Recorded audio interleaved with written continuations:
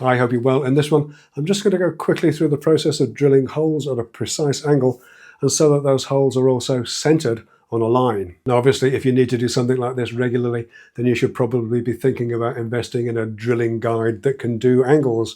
The UJK from Axminster Tools have a nice one that I saw on a recent visit there, alongside a few other YouTubers. Let me know in the comments if you'd be interested in hearing a little bit more about that trip.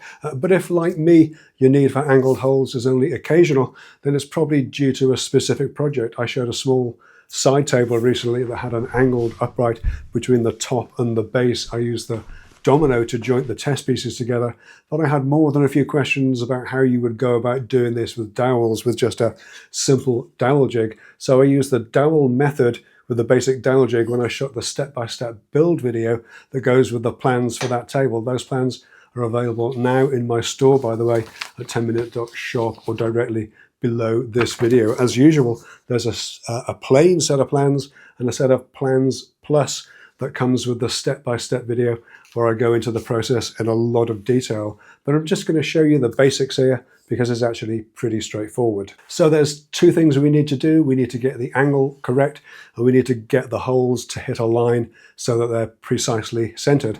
For the side table upright, I'm drilling 3 holes into the square ends of the upright, 1 in the center and 1 an equal distance in from each edge.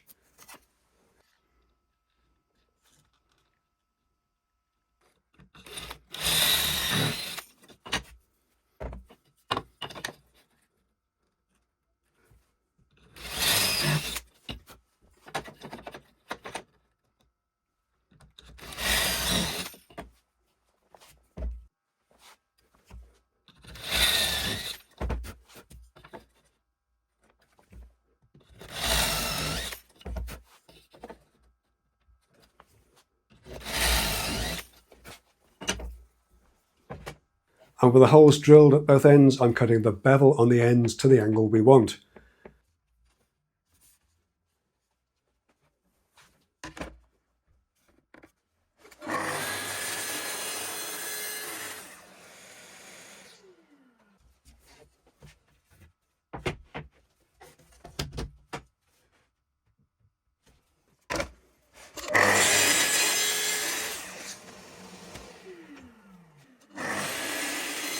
While the saw's set up, I'm also cutting a spare couple of bevels that we'll use shortly.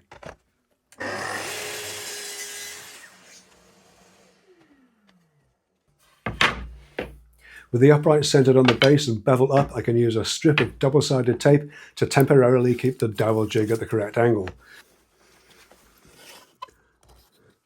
Now we need to position it so that the center of the drill bit hits that line. And the easiest way to do this is just to add a brad point bit into the jig and move the whole thing back until the point is touching the line.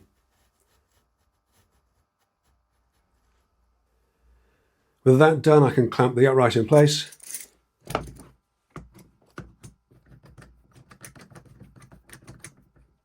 Take off the jig and the tape, add a dowel into the furthest hole in the upright, and use the slots in the back of the jig to locate it.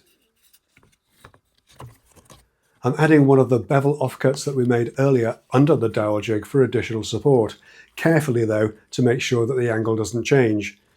You can add a bit of sandpaper under there to keep it in place if it feels like it's shifting around a little, or maybe a strip of double-sided as you have a few to do.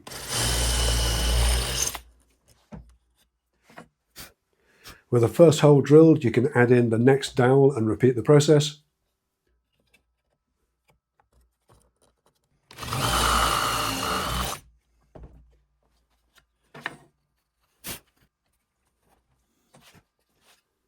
And then on to the last one.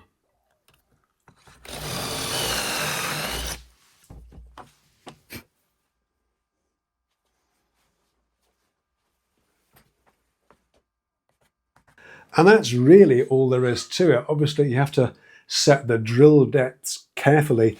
I set it a little deeper for the ends of the upright to allow for the bevel that was done afterwards, and maybe do a test.